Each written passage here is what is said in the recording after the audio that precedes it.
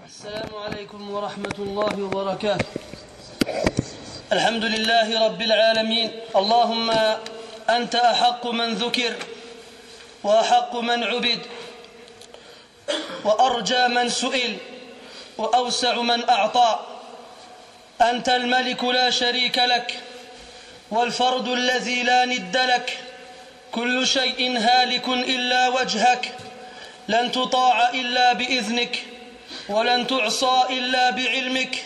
تطاع فتشكر وتعصى فتغفر وتجيب المضطر وتكشف الضر وتشفي السقيم وتغفر الذنب العظيم وتقبل التوبة ولا يجزي بآلائك أحد ولا يبلغ مدحتك قول قائل.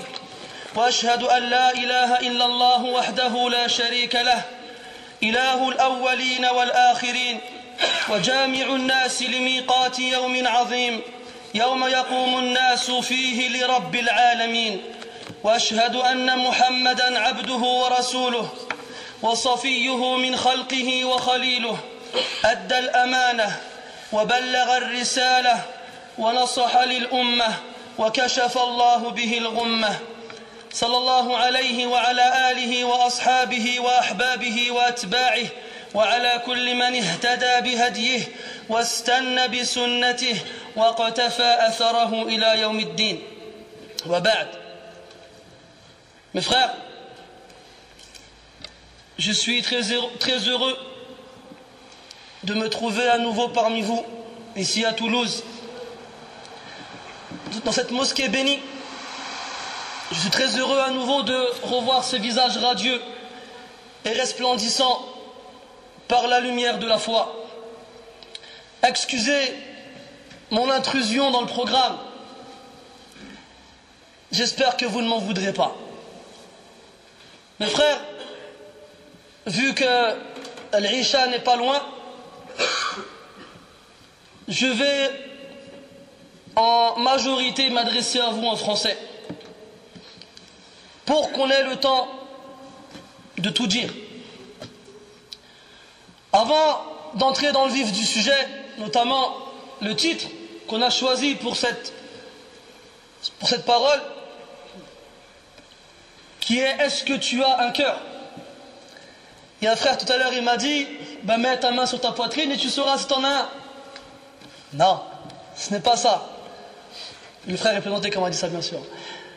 Ce n'est pas ça qui est voulu dans cette question. Sachez mes frères que dans le Coran, il y a une sourate qui s'appelle Qaf, qui est une des lettres de l'alphabet arabe. Cette sourate est mecquoise et répond à de nombreux éléments que les mécréants de Mecca, de la Mecque, utilisaient pour tenter de prouver que le message du prophète alayhi salatu wassalam était faux. Donc au départ, Allah Ta'ala il jure par le Coran glorieux, Qaf wal Qur'an il Majid, بل عجبوا أن جاءهم منذر منهم فقال الكافرون هذا شيء عجيب. Ils se sont étonnés à ce qu'un avertisseur qui vient de chez eux vienne à eux. Et ils ont dit ceci est une chose étrange. Qu'est-ce qui est étrange? أَإِذَا مِتْنَا وَكُنَّا تُرَابًا ذَلِكَ رَجْعٌ بَعِيدٌ. Est-ce que lorsqu'on va mourir et devenir du sable, de la terre, on va revivre à nouveau? Ceci est un retour lointain. Sachez, mes frères, que le Coran se divise en deux grandes parties. Le Coran mécois et le Coran médinois. Et le Coran mécois, il répond en général à trois grandes questions. La première et la plus importante, c'est l'affirmation du droit ultime d'Allah subhanahu wa ta'ala à l'adoration, et que rien ni personne n'a le droit d'être adoré en dehors de lui. La deuxième chose, c'est l'affirmation que Muhammad ibn Abdillah ibn Abdil Muttalib al-Hashimi al-Qurashi eh bien, le prophète et le messager d'Allah sallallahu alayhi wa sallam. La troisième, l'affirmation qu'un jour Allah tabaraka wa ta'ala nous ressuscitera et nous recréera et nous rassemblera pour nous juger et nous attribuer notre demeure éternelle, le paradis ou l'enfer. Et s'il y a d'autres éléments auxquels on fait allusion dans le Coran, mais quoi? Eh bien ça tourne autour de ces trois points essentiels. Dans Surat Qaf, Allah Azza wa Jalla y répond à cette ambiguïté qui est: comment est-ce que lorsqu'on deviendra poussière, on reviendra à la vie? Alors Allah tabaraka wa ta'ala, il nous demande de faire marcher notre cerveau, notre matière grise, et il nous demande de regarder autour de nous. أفلم ينظروا إلى السماء فوقهم كيف بنيناها وزيناها وما لها من فروج. Ne vont-ils pas voir autour, ne vont-ils pas voir vers le ciel comment nous l'avons élevé, comment nous l'avons bâti, comment nous l'avons embelli, et il n'y a aucune fissure. Ensuite on parle de la terre, ensuite on parle des montagnes, ensuite on parle des peuples qui nous ont précédés et qui ont traité leurs prophètes de menteurs, et comment Allah tabaraka wa ta'ala les a punis et exterminés. Ensuite Allah tabaraka wa ta'ala il parle de la création de l'être humain en disant: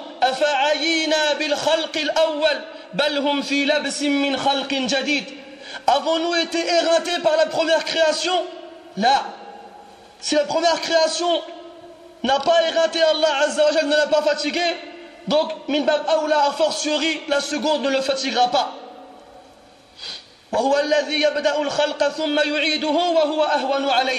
Et c'est lui qui commence la création et qui la recommence, et c'est encore plus simple pour lui.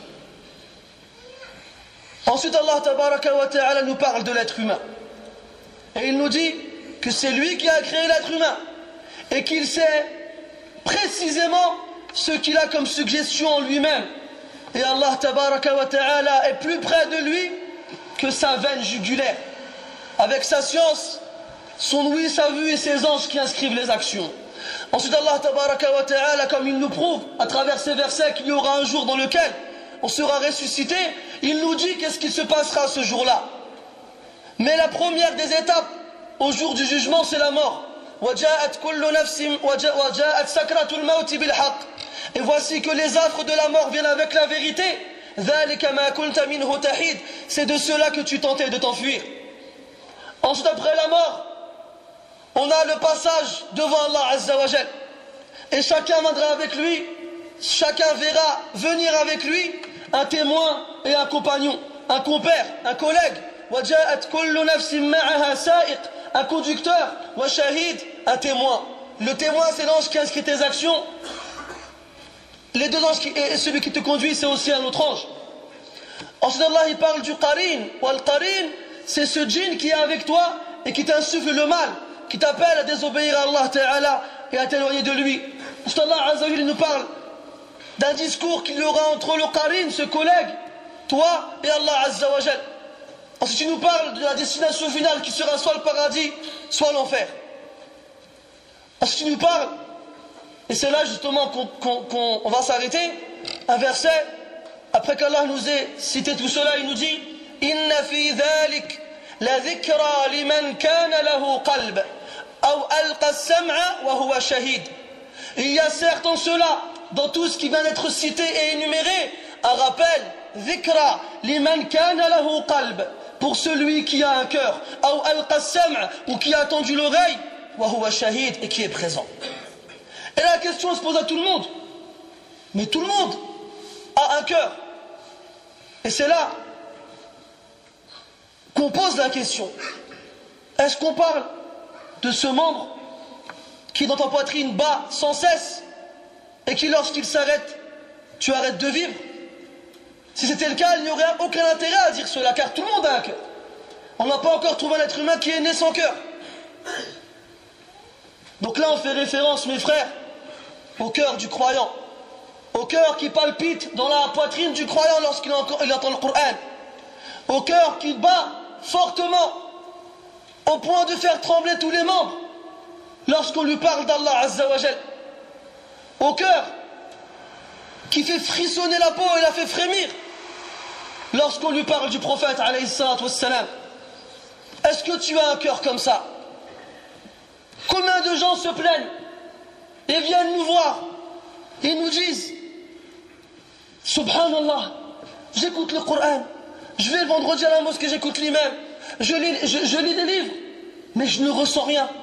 J'ai l'impression d'être une boîte vide, aucune sensation, aucune palpitation, aucun sentiment, alors que le Coran regorge de versets qui fait éloge aux gens dont le cœur palpite et la peau frissonne et les yeux coulent lorsqu'ils lisent le Coran. إنما المؤمنون الذين إذا ذكر الله وجلت قلوبهم. Certes, les croyants sont ceux qui, lorsqu'on leur évoque Allah, leur cœur, il palpite. Et dans notre verset, كتابا متشابها مثاني تقشعر منه جلود الذين يخشون ربهم. Un livre qui évoque les choses par paire et qui fait frissonner la peau de ceux qui craignent leur Seigneur. قل آمنوا به أو لا تؤمنوا إن الذين أوتوا العلم من قبله إذا يتلى عليهم يخرون للأذقان سجدا ويقولون سبحان ربنا إن كان وعد ربنا لمفعولا ويخرون للأذقان يبكون ويزيدهم خشوعا. Dis, croyez-y ou n'y croyez pas dans le Coran. Ceux qui ont eu la science auparavant, lorsqu'on leur lise le Coran, ils plongent sur leur menton en prosternation et ils disent gloire à notre Seigneur. Certes, sa promesse va s'avérer réelle. Et ils plongent sur leur menton en prosternation, ils pleurent et leur recueillement augmente. وَإِذَا تُتْلَى عَلَيْهِمْ آيَاتُ الرَّحْمَنِ خَرُّوا سُجَّدًا وَبُكِيًّا. Lorsqu'on leur lit les versets du tout miséricordieux, ils plongent, ils fondent en prosternation et ils pleurent. Et les versets, mes frères, sont très nombreux. Donc là, on a le problème. Il y a un problème, mes frères. Il y a un problème, mes sœurs. Comment est-ce qu'on peut entendre parler de l'enfer, du paradis, du jour du jugement, de la rencontre avec Allah subhanahu wa ta'ala, et ça nous fait rien? Ça nous fait rien. Wallahi, mes frères, il m'est arrivé de faire des conférences dans des mosquées où il y avait au moins le double des gens qu'il y a aujourd'hui ici devant moi. Il m'est arrivé de leur faire des conférences sur le paradis, sur l'enfer, et de ne voir personne pleurer. Mes frères, ne choisissez pas les conférences auxquelles vous allez en fonction de celui qui donne la conférence. Ce n'est pas ça qui compte. Que ce soit moi, Riyad ou Foulan qui parle, ce sont les mêmes paroles qui sortent de nos bouches. Alors pourquoi, parce que moi je parle, ça va te faire quelque chose et pas lui? Il y a un problème. Ce n'est pas ma parole qui t'intéresse, c'est moi comment je parle. Et là ce n'est pas normal. Ton cœur il doit palpiter, que ce soit un enfant qui te parle du Coran ou un vieillard, que ce soit un ignorant ou un savant, parce que c'est la parole d'Allah tabaraka wa ta'ala. Les gens s'étonnent. Qu'est-ce que nos yeux ont à être aussi secs que le désert? Qu'est-ce que nos poitrines ont à être aussi plates que le sol et inertes? Qu'est-ce qu'on a, mes frères? Qu'est-ce qu'on a, mes sœurs? Comment pendant le mois du Ramadan on peut lire, on peut écouter le Coran en entier, de l'Baqara jusqu'à Nas, derrière l'imam pendant Salat al-Tarawih, et la seule chose qui tourne dans nos têtes, c'est quand il va finir?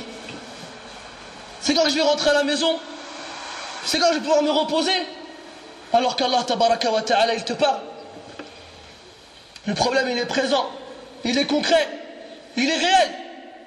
Quelles sont les solutions? Écoute ce qu'Ibn al-Qayyim rahimahullah rapporte dans Kitab al-Fawaid, dans le chapitre dans lequel il réunit des paroles d'Ibn Mas'ud radiyallahu anhu. Ibn Mas'ud nous dit utlub qalbaka fi thalathati mawatin. Recherche ton cœur dans 3 endroits. عند سماع القرآن, lorsque tu entends le Coran. وفي حلق الذكر, et dans les assises de rappel. وفي أوقات الخلوة, et lorsque tu es seul. Et lorsque tu es seul. Premièrement, mes frères, عند سماع القرآن.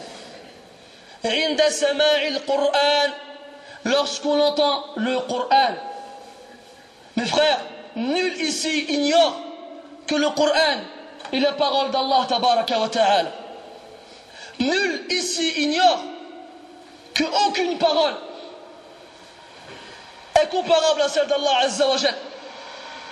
Personne ici ignore que ça fait 15 siècles que le Coran est entre nos mains et qu'il est récité dans les mosquées.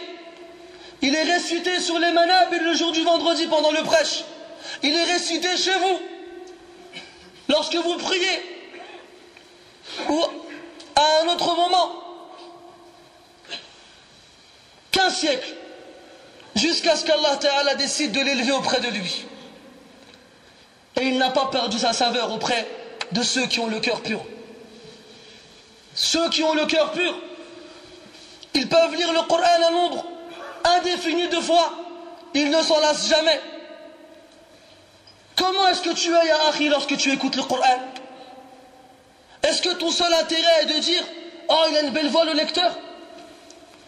Regarde comment il a monté sa voix à un tel degré ou bien comment il l'a descendu. » Comment est-ce que tu es lorsque tu écoutes le Coran, ya akhi? Regarde comment le prophète sallallahu alayhi wa sallam était lorsqu'il écoutait le Coran. Premièrement, le hadith d'Abi Moussa al-Ash'ari radiyallahu anhu. Le prophète sallallahu alayhi wa sallam, au petit matin, juste avant la prière de l'Fajr, se dirigeait vers la mosquée. Et dans son chemin, il passe près de la maison de Abu Moussa al-Ash'ari radiyallahu anhu, qui priait sa prière de nuit. Et il lisait le Coran. Le prophète sallallahu alayhi wa sallam s'est arrêté à écouter Abu Moussa réciter le Coran.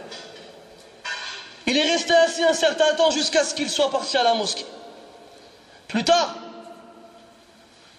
après la prière, le prophète sallallahu alayhi wa sallam a vu Abu Moussa al-Ash'ari et il lui a dit: Ya Aba Moussa, law ra'aytani wa ana astami'u ilayk laqad utita mizmaran min mazamir ali Daoud.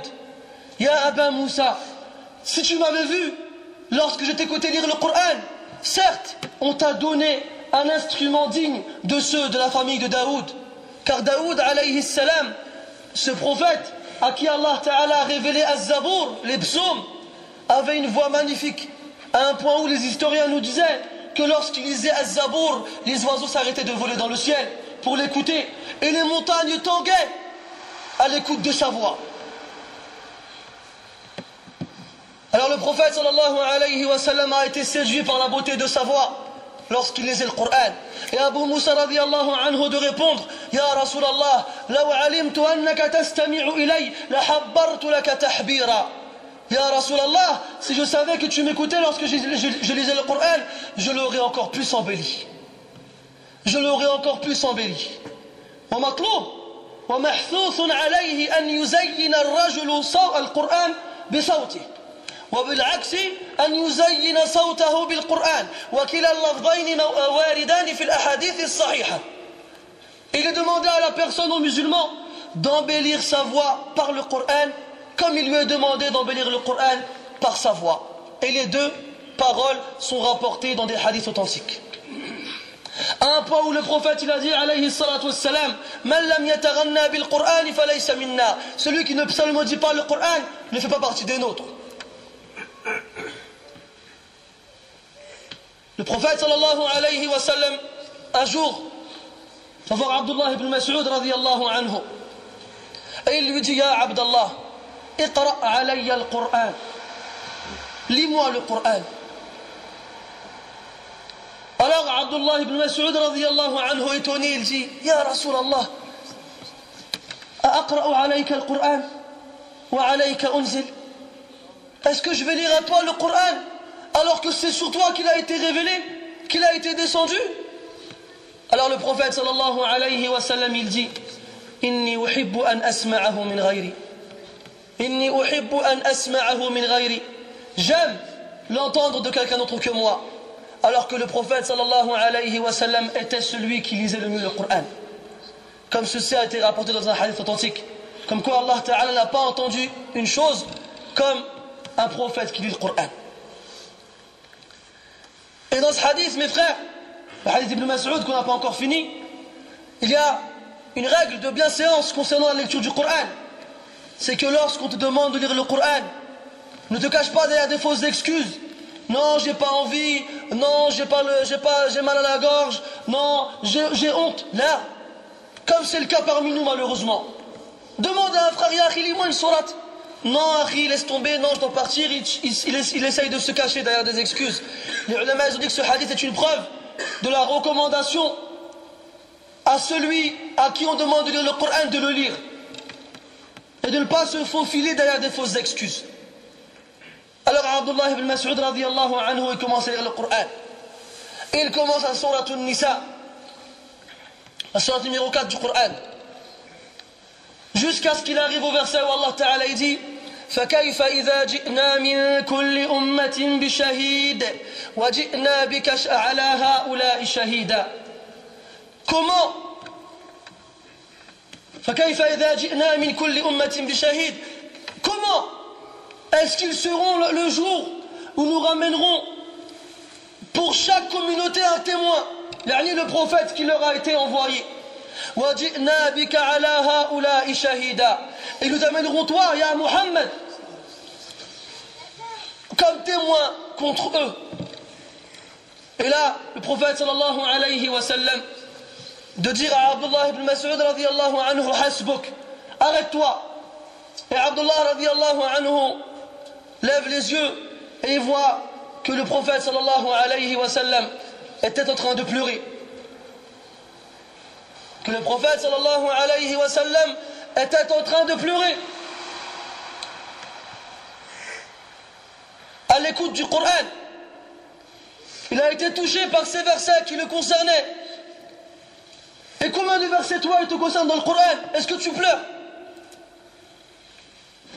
Ya akhi, à quoi tu vas penser si je te dis que même des mécréants, en écoutant le Coran une seule fois, ils sont rentrés dans l'islam?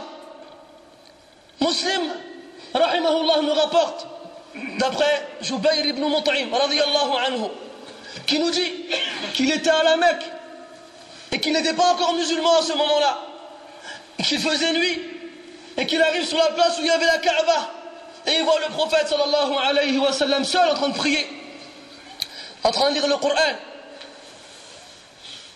Alors il s'approche et il écoute. Qu'est-ce qu'il récite? De quoi parle-t-il? Et le prophète sallallahu alayhi wa sallam qui lisait surat At-Tur, le mont, la numéro 51 du Coran. Et Jubayr il écoute. Et le prophète sallallahu alayhi wa sallam il arrive au verset où Allah Ta'ala il dit أم خلقوا من غير شيء أم هم الخالقون أم خلقوا السماوات والأرض بل لا يوقنون. الآيات. Est-ce qu'ils ont été créés de rien? Ou bien est-ce que ce sont eux les créateurs? Est-ce que ce sont eux qui ont créé les cieux et la terre? Non, ils ne sont pas sûrs. Jusqu'à la fin de la sourate. Jubayr ibn Mut'im radiyallahu anhu il a dit Kada qalbi an yatir. Presque mon cœur, il allait s'envoler de ma poitrine. وَذَلِكَ أَوَّلَ مَا وَقَرَ الْإِيمَانُ فِي قَلْبِي. Et c'était la première fois que la foi s'est installée dans mon cœur. C'était la première fois que la foi s'est installée dans mon cœur. Ahlus Siyar, les historiens spécialistes des biographies des prédécesseurs nous rapportent que Abdullah ibn Umar radiyallahu anhuma, lorsqu'il ouvrait la prière, arrivé à surat Al-Mutaffifin, les fraudeurs, et Allah Ta'ala il dit Waylul lil mutaffifin alladhina idha iktalu ala an-nas yastawfun wa idha kaluhum aw wazanuhum yukhsirun. Malheur aux fraudeurs, ceux que lorsqu'on leur fait la pesée, ils demandent à ce qu'on n'oublie pas un gramme, mais lorsque eux ils font la pesée aux autres, ils trichent. ألا يظن أولئك أنهم مبعوثون ليوم عظيم. Ceux-ci ne pensent-ils pas qu'ils seront ressuscités dans un jour terrible? Et là Abdullah ibn Umar il arrive à ce verset, il s'arrêtait, il prenait sa respiration il combattait al-nahib, ce sentiment qu'on a dans la poitrine lorsqu'on a envie de pleurer, qu'on essaye de compresser. ألا يظن أولئك أنهم مبعوثون ليوم عظيم. Et lorsqu'il arrive au verset suivant, يوم يقوم الناس لرب العالمين, le jour où les gens vont se tenir debout devant le Seigneur des mondes.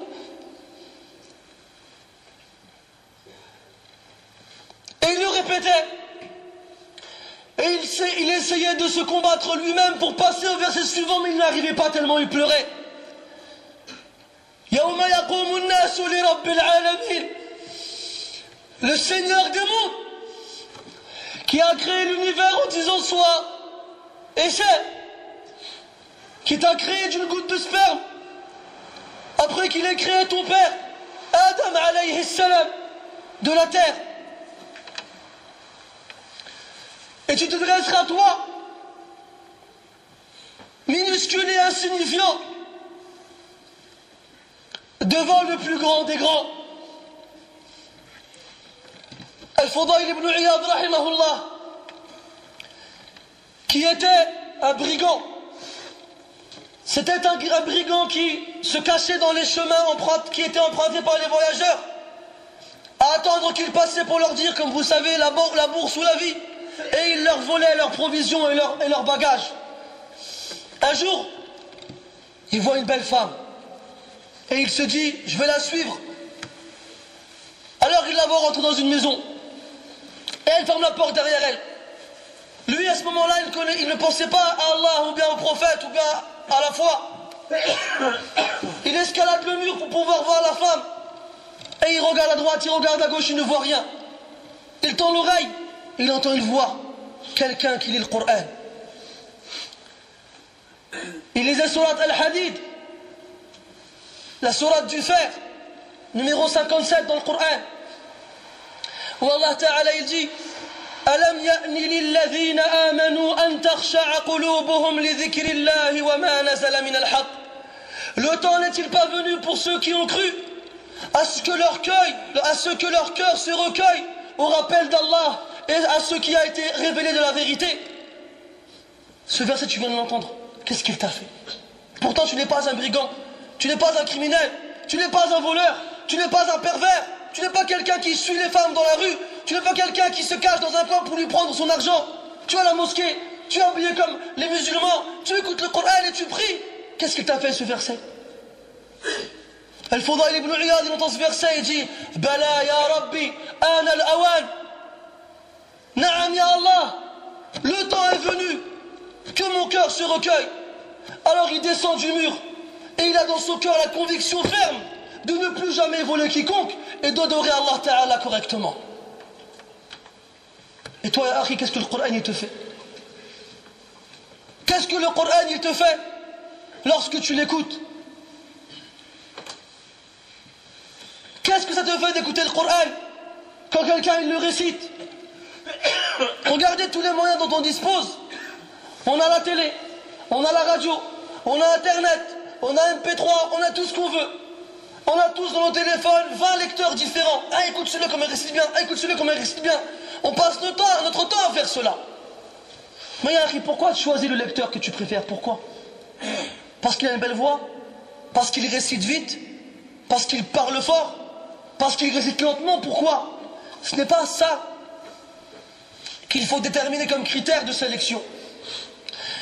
Ibn Majah, d'après Jabir ibn Abdullah radiyallahu anhu, qui nous rapporte que le prophète sallallahu alayhi wa sallam a dit Inna min ahsanin nasi sawtan bil Qur'an alladhi idha sami'tumuhu yaqra hasibtumuhu yakhsha Allah. Hasibtumuhu yakhsha Allah. Le prophète nous dit alayhi salatu wassalam, les meilleures personnes qu'on entend lire le Coran sont celles que lorsqu'on les entend lire le Coran, on a l'impression qu'ils craignent Allah. On a l'impression qu'ils craignent Allah. Et où ils sont ces imams? Et où ils sont ces lecteurs qui lisent le Coran et dont on a l'impression qu'ils craignent Allah?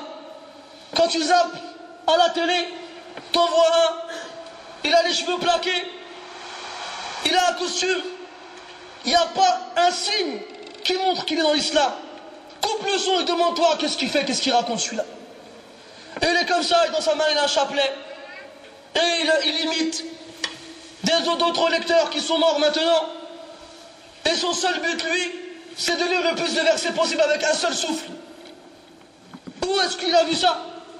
Est-ce que le prophète a fait cela? Est-ce que les sahaba radiyallahu anhum ont fait cela? Et le pire dans tout ça, ce sont les gens qui sont autour de lui à s'exclamer et à crier en le félicitant. Oh, il est trop fort, il est trop fort. C'est à ça que le Coran y sert. C'est pour ça qu'Allah il a révélé le Coran. Ou bien c'est pour que les cœurs ils s'apaisent. C'est pour que les poitrines s'épanouissent. C'est pour que l'âme il trouve sa quiétude. Ala bi dhikrillahi tatma'innul qulub. N'est-ce pas par le rappel d'Allah que le cœur s'apaise? Tu fais lire des fois, tu fais écouter des fois à certaines personnes des lecteurs qui pleurent et qui répètent les versets et dont tu sens en eux une crainte. Et Allah c'est mieux. Et des gens ils te disent ah il fait exprès, laisse tomber. Ou bien ah il pleure comme une femme, c'est les femmes qui pleurent. Ajib. On vit un zaman trop étrange. Il n'y a plus d'hommes qui pleurent. Et si les hommes ils pleurent, on dit regarde, on dirait une femme, il pleure tout le temps avec. Wallah, s'il y a une femme, de toute façon même c'est pas un aïb. Regarde encore le ajab. C'est que le mot femme il est devenu un qadh. C'est devenu une critique avec laquelle on insulte les gens. Toi t'es une femme. Ah bon, c'est devenu une insulte ça? Et ta mère c'est pas une femme? Et ta fille ce sera pas une femme? Et ta soeur c'est pas une femme? Et wallah, il y a des femmes, elles valent des millions d'hommes comme toi. Comme Ayman radiyallahu anha. Ayman qui le jour de la bataille de Uhud qui était venu pour soigner les blessés. Et comme vous le savez, ce jour-là, les musulmans battus en retraite,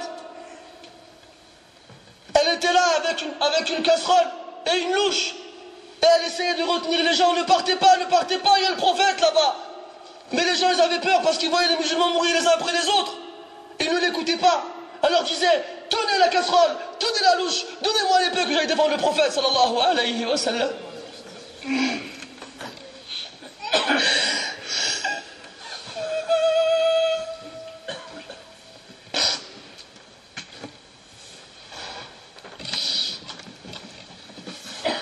On leur fait lire le Coran, on leur fait écouter le Coran, on les ramène à la Mecque, la 27e du Ramadan, un soir où l'imam hafidahullah, Allah il lui ouvre les portes et il fait des invocations.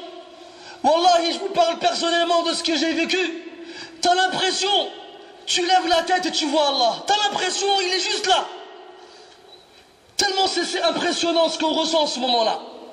3 millions de personnes qui ont les mains levées comme ça et qui disent Amin. Après que pendant un mois ils ont écouté le Coran qui a été récité par des imams. Et ton seul espoir, c'est que toutes ces invocations, Allah Ta'ala les exauce et les accepte. Et ton œil il est comme ça. Amin, Amin. Et regarde sa montre. Et dans sa tête il se dit quoi? Oh là là, c'est trop long, c'est bon, fini.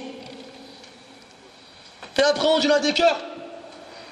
Et après on dit là des cœurs. Comment est-ce que tu es avec le Coran, ya? Comment est-ce que tu es avec le Coran? Ayman, pour revenir à elle, radiyallahu anha, qui était une des nourrices du prophète, alayhi salatu wassalam, elle l'a allaitée, et qui avait un certain âge, après la mort du prophète, alayhi salatu wassalam, Abu Bakr, radiyallahu anhu, il a pris un chemin, et Omar lui dit, où est-ce que tu vas? Abu Bakr lui dit, je vais visiter Ayman, comme le prophète sallallahu alayhi wa sallam le faisait de son vivant. Alors Omar lui dit, je vais venir avec toi. Ils arrivent devant la maison de Ayman radiyallahu anha, et il frappe à sa porte, et elle vient les accueillir, et ils lui passent le salam, et ils lui disent, nous sommes venus te visiter comme le prophète le faisait alayhi salatu wassalam. Alors elle se met à pleurer. Elle se met à pleurer, radiyallahu anha. Et Abu Bakr, radiyallahu anhu, lui dit, Ya Umma Ayman, tu sais très bien que ce que le prophète, sallallahu alayhi wa sallam, a trouvé auprès de son Seigneur est meilleur que ce qu'il a laissé ici. Alors Umma Ayman, elle lui dit, radiyallahu anha, ce n'est pas pour ça que je pleure. Ce n'est pas pour ça que je pleure. Mais je pleure parce que la révélation du ciel s'est arrêtée avec la mort du prophète, sallallahu alayhi wa sallam. Plus de Coran, sauf celui qu'Allah Ta'ala nous a laissé. Plus de wahi, plus de nouveaux versets, plus de nouvelles sourates. Et Umm Ayman radiyallahu anha, elle pleurait parce qu'elle était triste. Parce qu'avec la mort du prophète sallallahu alayhi wa sallam, il n'y avait plus de révélation. Il n'y avait plus ce lien qui nous liait à Allah Azza wa Jal. Et nous, comment est-ce qu'on a avec le Coran? Est-ce que lorsqu'on l'ouvre et qu'on le regarde, est-ce qu'on se dit que c'est le dernier message qu'Allah Ta'ala nous a envoyé? Est-ce qu'on se dit qu'il y arrivera un jour où le Coran n'existera plus sur terre et qu'il sera élevé auprès d'Allah Azza wa Jal et qu'il ne restera sur terre que des gens impies qui seront les pires des créatures? Wallahi mes frères, le temps où la Ummah a connu sa dignité et sa fierté, c'est lorsqu'elle était attachée au Coran. Et depuis que le Coran est devenu un signe d'ornement, on en décore avec nos murs. Et on le met lorsque les gens y meurent, ou bien lorsque les gens ils se marient, ou bien lorsque les gens y naissent. Et on l'oublie en dehors de cela. Et après on espère qu'Allah va nous donner la victoire et nous rendre notre dignité. Là. Deuxième point mes frères. Deuxième endroit où tu dois chercher ton cœur. Cherche ton cœur dans les assises de rappel. Tiens, tu entends et tu appliques. Tu es dans une assise de rappel. Ibn Mas'ud radiyallahu anhu nous dit, recherche ton cœur dans les assises de rappel. At-Tirmidhi nous rapporte après Anas radiyallahu anhu que le prophète sallallahu alayhi wa sallam a dit, إذا مررتم برياض الجنة فارتعوا قالوا يا رسول الله وما رياض الجنة قال حلق الذكر. Le prophète il a dit sallallahu alayhi wa sallam, lorsque vous passez près des jardins du paradis, plantez-y des choses.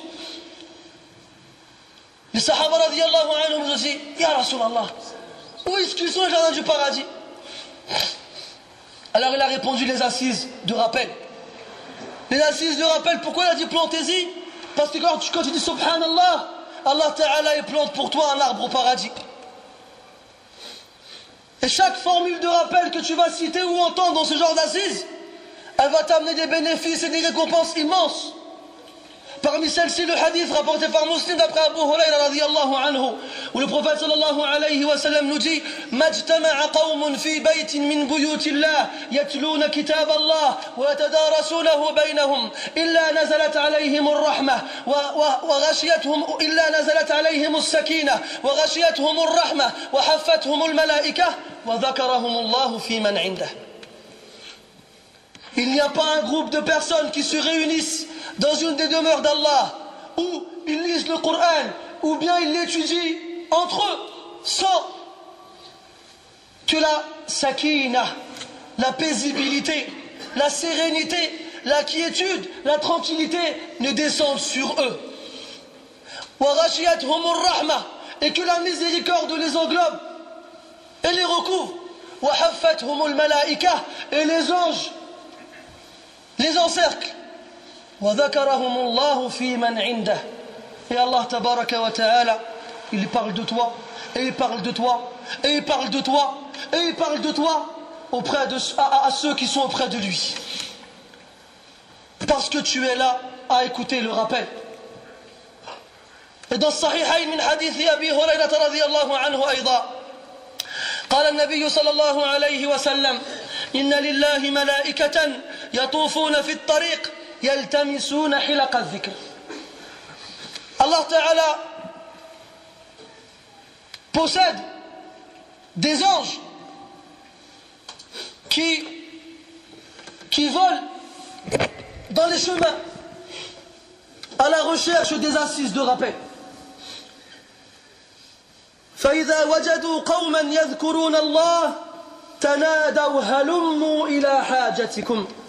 Lorsque les anges trouvent un groupe qui évoque Allah, ils appellent les autres et leur disent venez, on a trouvé ce qu'on cherchait. Et là Allah tabaraka wa ta'ala leur demande كيف وجدتم عبادي. Comment avez-vous trouvé mes serviteurs? Alors les anges ils lui répondent, et Allah Ta'ala c'est mieux bien sûr.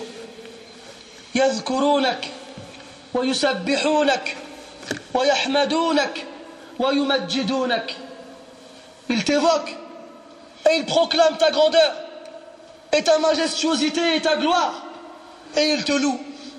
Et Allah Ta'ala leur dit وهل رأوني. Mais est-ce qu'ils m'ont vu? Et les anges ils répondent non ya Allah, ils ne t'ont point vu. Et Allah leur demande كيف لو رأوني. Comment alors ils seraient s'ils m'avaient vu? Et les anges ils répondent ils te glorifieraient encore plus et t'invoqueraient encore plus et te loueraient encore plus. Alors Allah il leur demande وماذا يسألونني.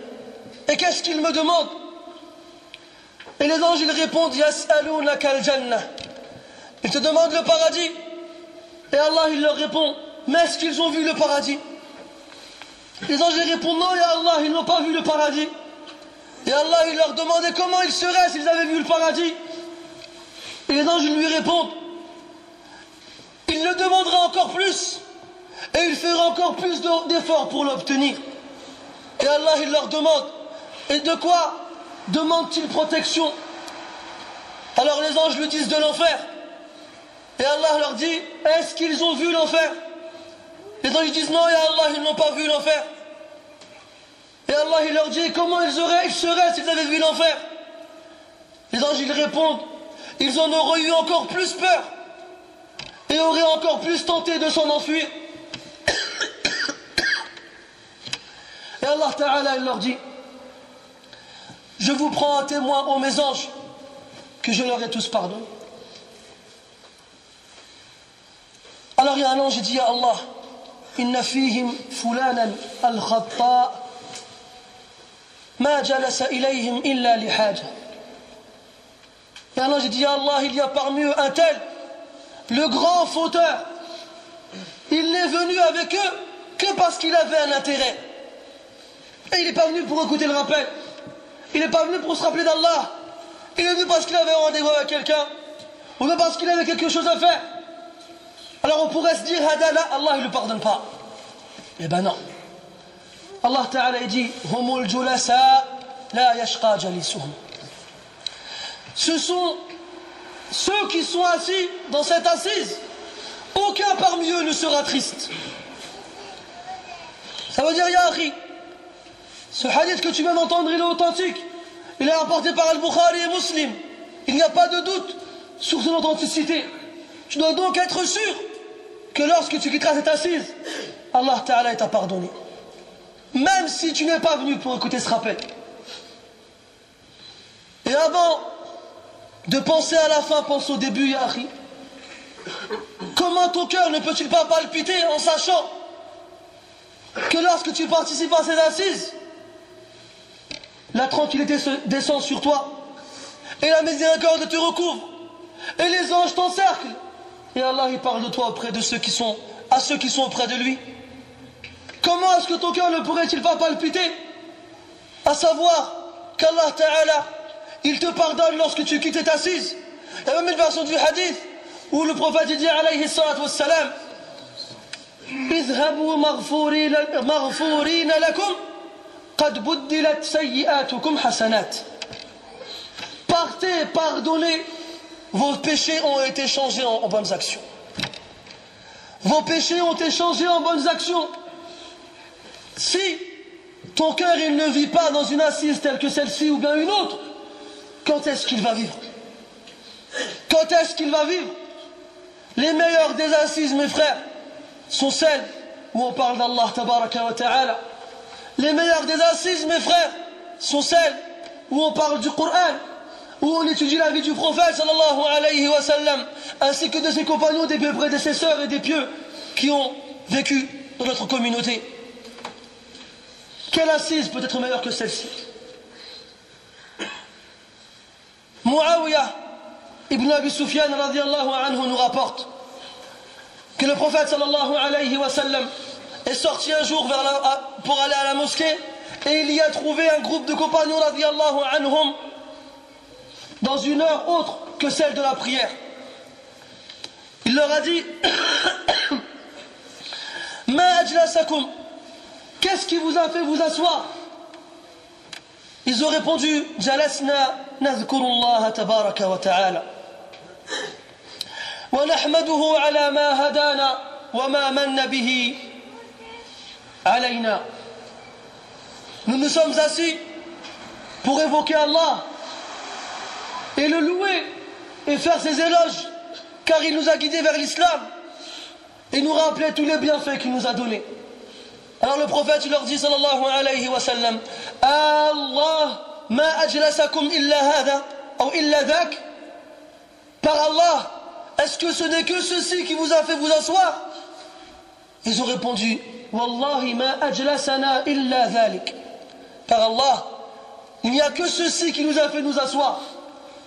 Alors le prophète sallallahu alayhi wa sallam il leur a dit Tallahi ama inni lam astahlifukum tuhmatan fikum ou tuhmatan lakum.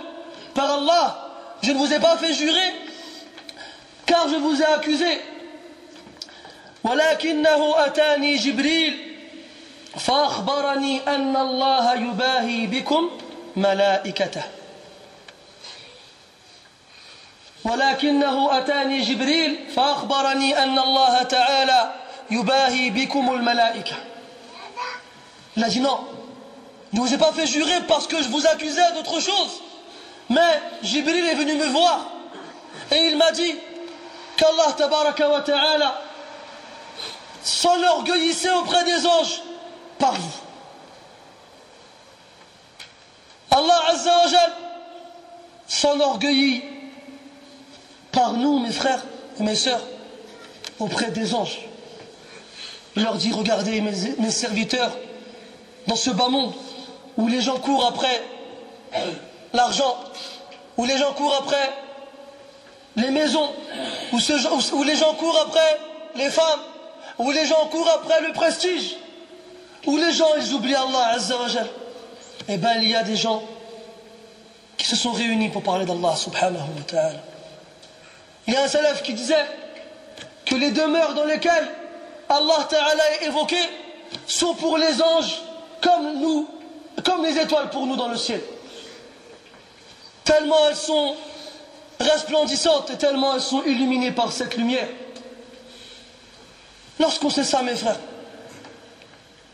comment est-ce qu'on peut rester insensible dans ce genre d'assises? Comment est-ce qu'on peut rester inerte comme une écorce d'arbre morte, alors qu'on sait qu'Allah Ta'ala s'enorgueillit par nous auprès des anges? Troisième et dernière chose, mes frères, وهي أعظمها في أوقات الخلوة. Troisième et dernier endroit où tu dois rechercher ton cœur, voir si tu en as un. Lorsque tu es seul. C'est facile, les frères, on est devant nous comme ça avec les frères, on pleure, on crie. Ne vous fiez pas à ces choses-là. Wallahi, le vrai pieux, le vrai sincère, c'est celui qui est, lorsqu'il est entre quatre murs avec personne, il se rappelle d'Allah tabaraka wa ta'ala et son cœur il frémit et sa peau elle frissonne et ses larmes écoulent. Et celui qui a cet énorme privilège aura mérité cette énorme récompense que le prophète sallallahu alayhi wa sallam a cité dans le hadith sahih, faisant référence à cette catégorie de personnes qui seront sous l'ombre d'Allah Azza wa Jal le jour où on ira donc que la sienne. Et la dernière de ces personnes est رجل ذكر الله خاليا ففاضت عيناه. Un homme qui s'est rappelé d'Allah alors qu'il était seul.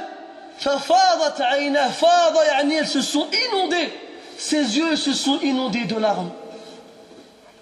Comment est-ce que tu es quand tu es tout seul? Tu te dis quoi?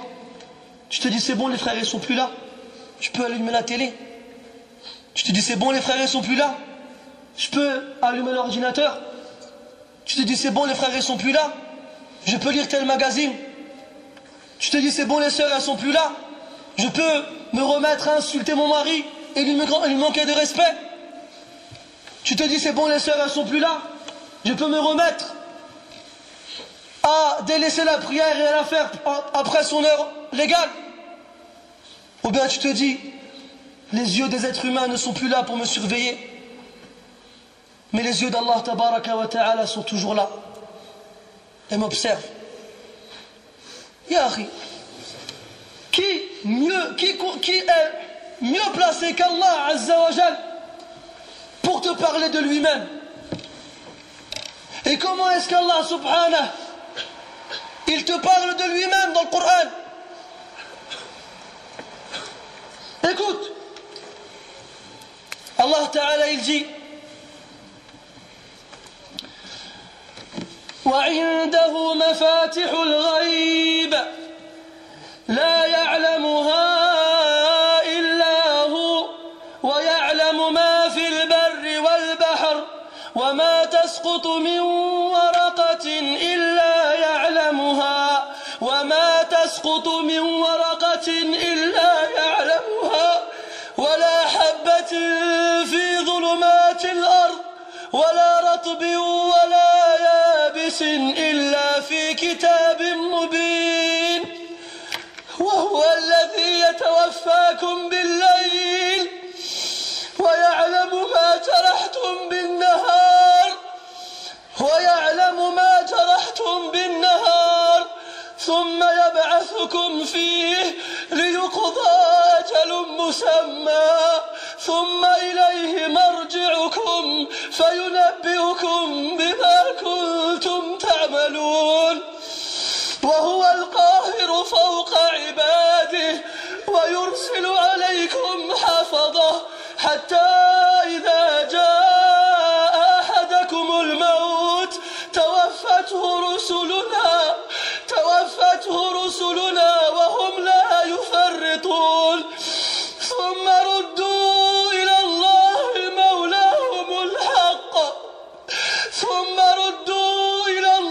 مولاهم الحق ألا له الحكم وهو أسرع الحاسبين.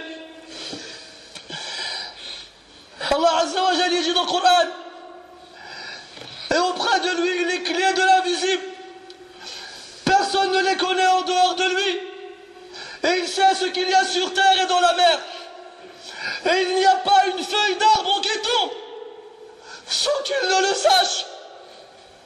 Il n'y a pas quelque chose de vivant ou de mort dans les ténèbres de la terre sans que ce soit inscrit dans un livre clair. Et c'est lui qui vous fait mourir la nuit et qui sait ce que vous avez commis comme action le jour. Ensuite, il vous ressuscite afin que vous atteigniez un terme précis. Après, il vous fera mourir et il vous ressuscitera et il vous informera de ce que vous avez commis comme action. Et c'est lui qui est capable. Et c'est lui qui bat tout le monde et qui il veut et qu'est-ce qu'il veut. Et il vous envoie des anges qui vous protègent et qui inscrivent vos actions jusqu'à ce que les anges viennent à vous pour recueillir votre âme. Ils viennent et ils ne se trompent pas. Ensuite, vous reviendrez vers Allah. Vous reviendrez vers votre Seigneur. Vous reviendrez vers votre propriétaire, celui à qui vous possédez. C'est à lui que revient le jugement et c'est le plus rapide. Dans le conte, Allahu Rabbi la uridu siwahu hal fil wujudi haqiqatun illa hu البر الشمس والبدر من أنوار حكمته والبر والبحر فيض من عطاياه الطير مجده والوحش كبره والبحر سبحه والحوت ناجاه والنمل تحت الصخور الصم قدسه والنحل يهتف حمدا في خلاياه والناس يعصونه جهرا فيسترهم والناس يعصونه جهرا فيسترهم والعبد ينسى وربي ليس ينساه. Lorsque tu es tout seul, ya akhi, ne dis pas tu es tout seul. Allah subhanahu wa ta'ala, il est là. Il t'entend et il te voit. Il sait ce qu'il y a devant toi et derrière toi. Il sait ce qu'il y a dans ton cœur et dans ta poitrine et dans ta tête. Il sait tout. Cache ce que tu veux à qui tu veux. Tu ne cacheras rien à Allah Azza wa Jal. Tu n'es rien. Tu ne vaux rien. Tu n'as aucune valeur. Tu n'as aucun mérite. Et tu te mets tout seul devant Allah. Et tu les désobéis.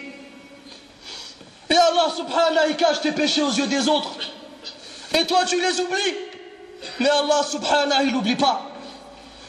La yadhillu rabbi wa la yansa. Mon Seigneur ne se trompe pas. Et il n'oublie pas. Comment est-ce que tu es lorsque tu es seul?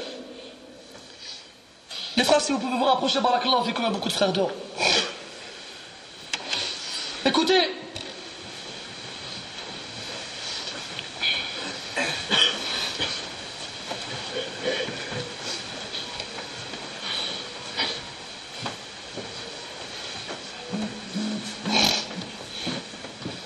Omar radiallahu anhu, comme vous le savez, avait l'habitude de parcourir les rues de Médina pendant la nuit afin de voir l'état des habitants de cette ville. Et Omar radiallahu anhu, pendant ce califat, avait interdit à ce qu'on mélange l'eau au lait pour ne pas tromper les acheteurs. Une nuit qu'il marchait dans la rue, il passe près d'une maison, il entend des voix. Il se rapproche, il entend la voix d'une dame assez âgée qui parle à sa fille. Et il lui dit, mélange de l'eau avec le lait, comme ça on aura plus de bouteilles, on fera plus d'argent. Alors la fille a dit à sa mère, mais Omar nous a interdit de faire cela. Et Omar il est de l'autre côté du mur, il écoute. Et la mère a dit à sa fille, Omar il n'est pas là. Alors la fille a dit à sa mère, mais le Seigneur de Omar il est là.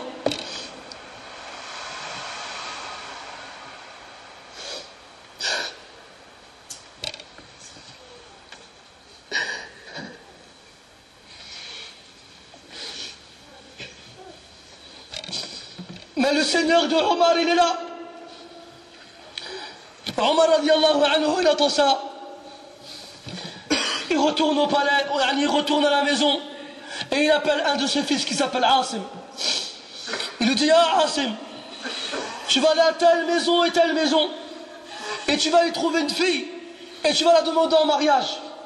Car par Allah, si tu ne veux pas la prendre pour toi, je vais la prendre pour moi. Alors, Asim s'exécute, il va demander la main de cette fille. Et il l'épouse.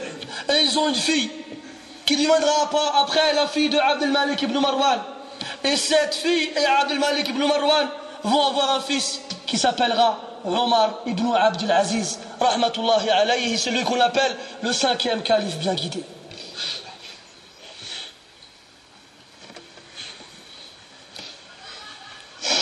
Il y a un hadith qui nous rapporte qu'un homme était éperdument amoureux d'une de ses cousines et il a tenté à de nombreuses reprises de la séduire, mais il n'y est jamais arrivé car elle craignait son Seigneur. Et un jour cette fille-là a été touchée par une énorme pauvreté, à un point où elle a été voir ce cousin pour lui demander de l'aide. Alors lui il a dit, l'occasion se présente. Il lui dit, tu veux que je t'aide? Donne-moi ce que je veux. Donne-toi à moi et je te donnerai de l'argent. Alors elle, dans un moment de faiblesse, à cause de la pauvreté, cette pauvreté que Ali ibn Abi Talib radiyallahu anhu a dit, law kana al-faqru rajulan laqataltuh. Si la pauvreté était un homme, je l'aurais tué. car c'est une difficulté que seuls ceux qui sont touchés par elle connaissent. Alors le cousin il dit à la fille, tu veux que je te donne de l'argent? Donne-moi ce que moi je te demande. Alors elle, au départ elle accepte. Et il faisait nuit. Et voici qu'il se met près d'elle. Et elle se rappelle d'Allah Azza wa Jal, elle le repousse. Elle lui dit non.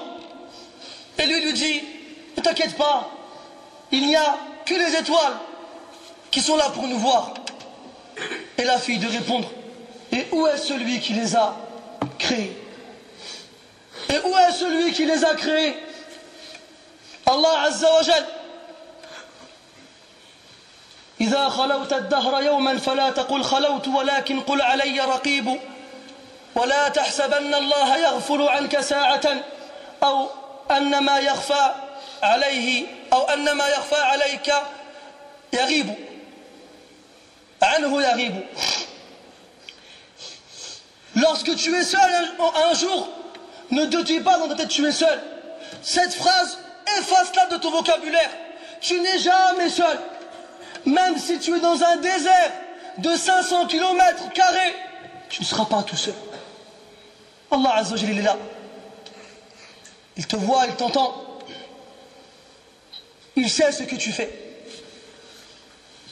Vous savez, Abu Bakr radiyallahu anhu, il a dit dans une khutbah, معشر المؤمنين استحيوا من الله حق الحياء فوالذي نفسي بيده إني لأذهب قاضيا حاجتي فلا أكشف ما أغطي به رأسي حياء من ربي. Abu Bakr radiyallahu anhu, il disait, oh vous les croyants, éprouvez de la pudeur vis-à-vis d'Allah Azza wa Jal, car par celui qui détient mon âme entre ses mains, je ne vais pas faire mes besoins sans que j'ai la tête couverte. Parce que pour eux à l'époque c'était un manque de pudeur de se découvrir la tête, même pour les hommes. Et Uthman ibn Affan radiyallahu anhu, il disait, il ne s'est jamais lavé nu. Il se lavait avec ses vêtements. Et lorsqu'il était debout, il essayait de rester plus ou moins courbé pour que ses parties génitales ne soient pas visibles. Il est tout seul. Il n'y a personne avec lui. Et pourtant, par pudeur envers son Seigneur subhanahu wa ta'ala qui est au-dessus de lui, il fait attention. Est-ce que nous on est pudique vis-à-vis d'Allah Azza wa Jal? Est-ce qu'on s'est déjà dit nous lorsqu'on est tout seul, cette parole ou cette action n'est pas une chose à faire alors qu'Allah Ta'ala il me regarde? Est-ce que quand tu es tout seul, dis-toi que tu seras seul dans ta tombe aussi? Lorsque tu es tout seul, que ce soit profitable pour toi. Et pense au moment où tu seras réellement seul. Plus de famille, plus d'amis, plus de fortune, plus rien. Tu seras dans un trou tout seul. Et les anges ils viendront te voir et t'interrogeront. Lorsque tu es seul, ya akhi, ne te dis pas c'est bon, j'ai l'occasion de faire des bêtises. Dis-toi, c'est bon, j'ai l'occasion de prouver ma sincérité envers Allah Azza wa Jal. As-Salaf rahmatullahi alayhim, il disait, le sincère, pas moi en l'occurrence, le sincère c'est celui qui cache ses bonnes actions comme il cache ses mauvaises actions. Tu caches tes mauvaises actions, tu n'aimerais pas que tout le monde sache qu'est-ce que tu fais, alors cache aussi tes bonnes actions. Si tu es avec des frères et que tu dois dormir avec eux, alors attends qu'ils dorment et essaie de te réveiller avant eux pour faire quelques raka'at, ou bien ne serait-ce que pour faire un peu de dhikr. Tu n'es pas obligé de te lever, tu peux rester allongé. Ceux qui évoquent Allah debout, assis ou sur leur flanc, allongés. Tu ne veux pas te faire voir, tu as peur qu'on t'observe et qu'on te voit, alors reste dans ta couche, règle ton réveil discrètement, mets-le en vibreur et reste en position comme si tu dormais et dis juste Subhanallah, Alhamdulillah, Allahu Akbar, La ilaha illallah. Qui c'est qui a eu cette idée-là? Qui? Ne faites pas comme ceux qui attendent d'être seuls pour désobéir à Allah Azza wa Jal. Car ces gens-là, comme il a été rapporté dans le hadith, le prophète dit alayhi salatu wassalam qu'il y aura des gens dans sa communauté qui viendront le jour du jugement avec des montagnes de hasanat, elles seront blanches de lumière. Et Allah Ta'ala les fera exploser, les réduira en poussière. Alors Mu'adh radiyallahu anhu, le rapporteur du hadith, il dit Ya Rasulallah, avant que ce soit Hudayfa Mu'adh, je suis plus sûr. Il dit Ya Rasulallah, décris-les-nous. Dans le cas où on est parmi eux et on ne le sait pas.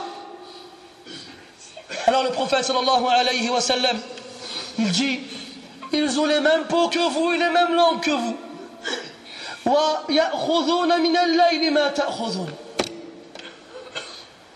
Ils se sont nos frères. Et ils prennent autant de vous, autant que vous dans la nuit. Ça veut dire quoi? Ça veut dire qu'ils se lèvent la nuit et ils prient. Ya hasrata ala ma farratna fihi من جنب الله في أداء النوافل وفي قيام الليل وفي الصدقات وفي بر الوالدين وفي الابتسامات وفي حسن المعاملات وفي Il nous dit que ces gens-là, ils auront des montagnes de hasanat. Ils ont nos peaux, ils ont nos langues. Et peut-être qu'ils prennent autant que vous la nuit. Ils se réveillent la nuit et ils prient. On prie même pas la nuit, nous. Est-ce qu'on connaît Qiyam al-Layl en dehors du Ramadan? Est-ce qu'on connaît Qiyam al-Layl en dehors du Ramadan? Qui parmi nous ici se réveille la nuit et fait la ka'atayn? Qui? Ou bien il est comme moi, lorsque son réveil sonne et qu'il reste 5 minutes pour l'adhan, il dit ah, encore 10 minutes. Qui parmi nous, les frères, il fait ça? Eh bien ces gens-là, le prophète a dit alayhi salatu wassalam, peut-être qu'ils prennent autant que vous dans la nuit. Walakin idha khalaw bi maharimillah intahakuha. Et c'est là la différence. Mais lorsqu'ils sont seuls avec les interdits d'Allah Ta'ala, ils les transgressent. Ils les transgressent. Ça veut dire qu'ils n'attendent que d'être seuls pour désobéir à Allah Azza wa Jalla. Comment tu es, toi, Yahri? Est-ce que tu es comme cette pauvre fille qui a refusé d'obéir à sa mère en mélangeant le lait et l'eau et en disant que le Seigneur de Omar, il est toujours là, il est toujours à voir? Ou bien tu es comme l'autre qui, devant ses frères à la mosquée, il prie, masha'Allah, et peut-être même que lorsqu'il la nuit arrive, il se lève et il prie, mais lorsque l'occasion se présente, il se dit quoi? C'est bon, les frères ils sont pas là. C'est bon, les sœurs elles sont pas là. C'est bon, papa il est pas là. C'est bon, maman elle est pas là. Et il oublie qu'Allah Azza wa Jalla il est toujours là. Mes frères, après ces trois choses-là, lorsque vous écoutez le Coran, et lorsqu'on est dans les assises de rappel, et lorsqu'on est tout seul, si on ne trouve pas son cœur dans ces trois choses-là, écoutez ce que Abdullah ibn Mas'ud radiyallahu anhu dit à la fin. فإن لم تجد قلبك في موطن من هذه المواطن فاسأل الله أن يمن عليك بقلب فإنه لا قلب لك. Si tu ne trouves pas ton cœur dans un de ces trois endroits, alors demande à Allah de te donner un cœur, car tu n'en as pas. Et là on a la réponse à la question du départ. Est-ce que tu as un cœur, ya akhi? Est-ce que tu as un cœur, ya akhi? Je te rassure, la porte n'est pas fermée. Tu veux que ton cœur il vive, tu veux que ton cœur il palpite, tu veux que tes larmes elles coulent, alors ouvre le Coran, lis la parole d'Allah Azza wa Jal, multiplie son évocation, participe aux assises de rappel, et surtout, quand tu es seul, n'oublie pas que tu n'es pas seul, et n'oublie pas que le Seigneur des mondes et que le Créateur de l'univers, celui qui voit la fourmi noire marcher sur un rocher noir dans une nuit noire, te voit. Celui qui a entendu cette femme qui est venue se plaindre au prophète sallallahu alayhi wa sallam de la répudiation que son mari lui a fait subir Alors que Aïcha radiyallahu anha disait Wallahi inni la fil hujra wa innahu la yakhfa alayya ba'du kalamiha. Elle disait par Allah, je suis dans la même pièce que le prophète et cette femme qui se plaint. Et certaines de ces paroles ne me sont pas arrivées aux oreilles, tellement elle parlait doucement. Et Allah Ta'ala il dit لَقَدْ سَمِعَ اللَّهُ قَوْلَ الَّتِي تُجَادِلُكَ فِي زَوْجِهَا وَتَشْتَكِي إِلَى اللَّهِ. Certes, Allah a réellement entendu cette femme qui est venue se plaindre à toi du haut de ces 7 cieux, subhanahu wa ta'ala. Rien ne lui est caché, rien ne lui est dissimulé. Les frères, on vient tous de loin en général. Et on n'a pas l'habitude malheureusement de ce genre de paroles. Alors ne vous dites pas c'est fini, je ne sens rien, je n'ai pas de cœur. Les choses se font progressivement. Le Coran a été révélé en 23 ans. Le prophète sallallahu alayhi wa sallam a éduqué ses compagnons radiyallahu anhum durant ces années-là. Qu'on prenne le temps, qu'on patiente, qu'on lève les mains, qu'on invoque Allah Azza wa Jal, car ce n'est que par son aide et son assistance que nous y arriverons. Wallahi lan yasila ahadun ila ahadin bighayri Allah, fakayfa yasiluna ila Allah bighayri Allah. Par Allah, personne ne pourra joindre une autre personne sans qu'Allah Ta'ala ne le veuille. Alors comment arriver vers Allah sans qu'Allah ne nous aide? نسأل الله تبارك وتعالى بأسمائه الحسنى وصفاته العلى أن يمن علينا بقلوب سليمة ذوات حياة. يا ربنا نسألك قلوبا طيبة مطمئنة وشروحا وصدورا منشرحة وأرواحا مطمئنة. اللهم إنا نسألك حبك وحب من يحبك وحب كل عمل يقربنا إلى حبك.